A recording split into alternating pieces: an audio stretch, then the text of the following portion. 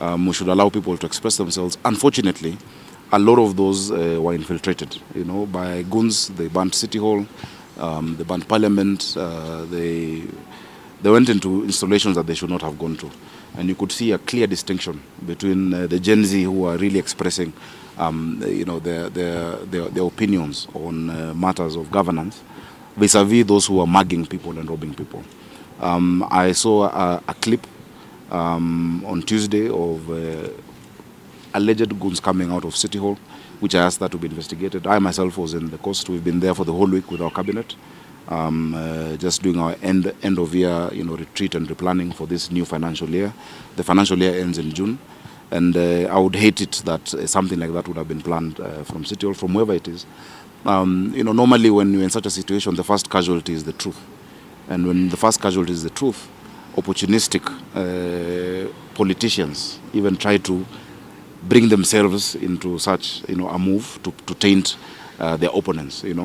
And so if somebody would try to claim that I, the governor, was meeting people to plan violence in City Hall, while one, I was in Diani, number one, with my cabinet from Sunday. I've just come back this morning. And number two, I have always believed in siasa safi. I've always believed in that freedom of expression, even when it is not within my political side of the equation.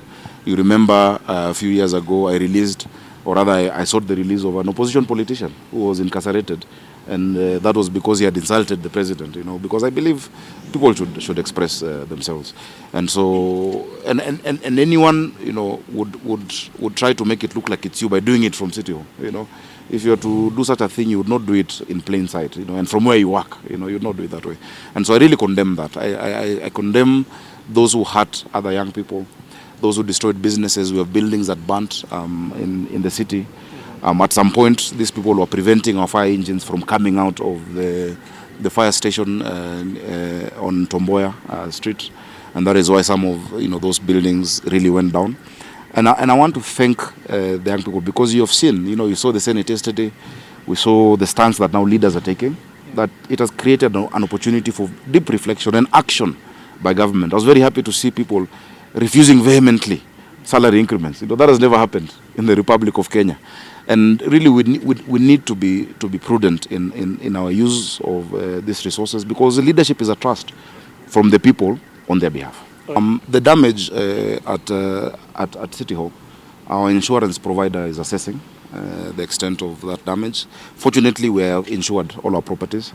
You saw that they also burnt down our mobile recording studio. There's a 40-foot mobile recording studio that was at Uhuru Park, costing I think around 60-something million shillings. That goes around and to the different sub-counties. It was burnt down. It was also insured, fortunately. So there's no additional cost on us as a county or on taxpayers. The damage to businesses, it becomes very difficult to quantify because they also have their arrangements.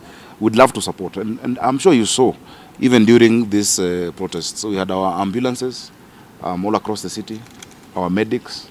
I waived all the fees at our public hospitals, that is Mbagathi, Mama Lucy, Pumwani, Mutuini, and all the facilities of the county.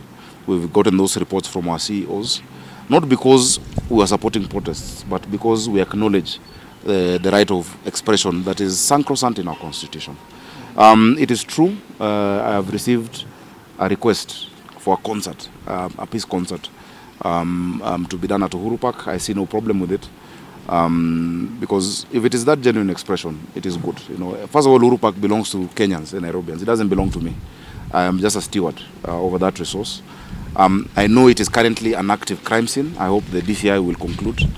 It is very fortunate that we have CCTV footage from City Hall of those who came and burnt it down. I've seen frivolous accusations, but those who are caught on camera, so one of them works in an MP's office in Nairobi. One of them works in an MP's office. They'll have to answer. The MP who sent them or the politicians who sent them will actually have to answer for that damage to public property. It is not, fortunately again, the fire didn't damage a lot of records because we are digital. Our county, everything is digital, payments are digital. We store it in the cloud and in our servers. But just that act of a symbol of authority that belongs to the people of Nairobi being attacked in that manner was completely unfortunate, and it was wrong. And so we will still support that expression. That concert is in honor of young people who we lost, people who died. It is good to honor them and their families and really see what support we can give to them.